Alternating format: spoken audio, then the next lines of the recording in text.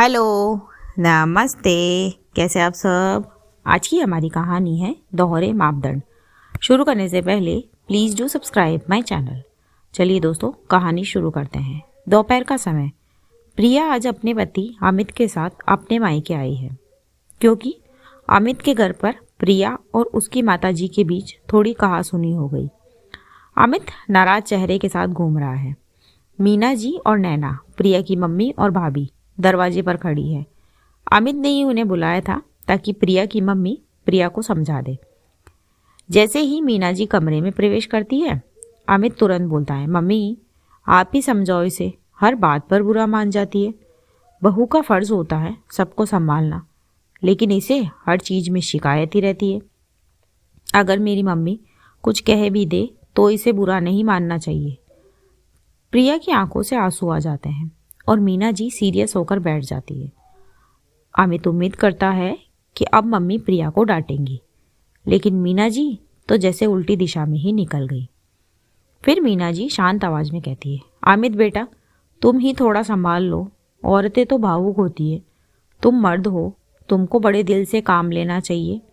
और अगर कभी कभी प्रिया गलत हो भी जाए तो क्या, आपको इसका साथ देना चाहिए। आखिर ये पत्नी है आपकी, और पति पत्नी का साथ जीवन भर का है।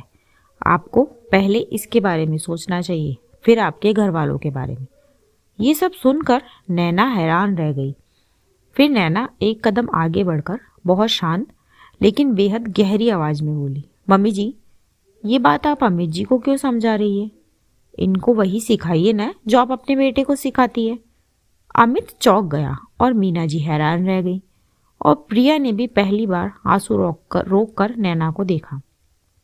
फिर नैना आगे बोली, पता है जीजाजी, जब जब राहुल, नैना का पति, मेरी तरफ खड़ा होता है, तब मम्मी जी उनसे कहती है बीवी तो दूसरी मिल जाएगी पर माँ नहीं। और आज आप दामाद को कुछ और सिखा रही है, ये क्या बात हुई मम्मी जी? पूरा कमरा शांत।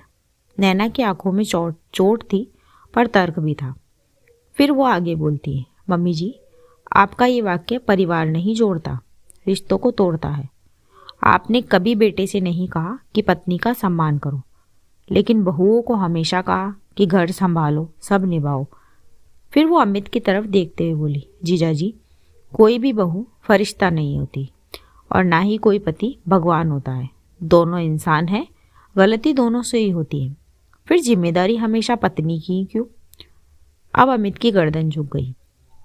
उसके चेहरे पर आत्मग्लानि साफ थी। मीना जी की सांसें भी भारी हो गई।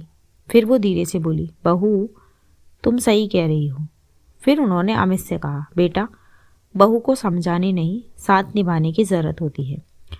और बीवी दूसरी मिल जाएगी जैसी बातें मैं आगे से कभी किसी से नहीं कहूँगी। जब पत्नी गलत हो तो समझाओ, और जब तुम गलत हो तो मानो भी। ये सुनकर प्रिया रोते हुए अपनी माँ की तरफ बढ़ने लगी, पर मीना जी ने उसका हाथ पकड़ लिया और बोली, बेटी गलती सिर्फ तुम्हारी नहीं थी। शादी में सिर्फ औरतें ही नहीं, मर्द भी सीखते हैं, बदलते हैं। फिर अमित ने प्रिया का हाथ थाम लिया, आज पहली बार बिना अहंकार के। दोस्तों, दोहरे मापदंड रिश्तों को कमज़ोर करते हैं।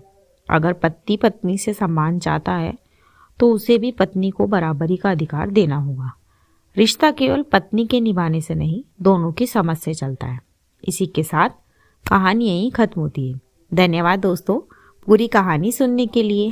अगर कहानी अच्छी लगी हो तो लाइक, कमेंट और शेयर करना ना भूलें। और हाँ, रोज़ाना ऐसी नई नई कहानियाँ सुनने के लिए मेरे चैनल को अभी सब्सक्राइब कर लें।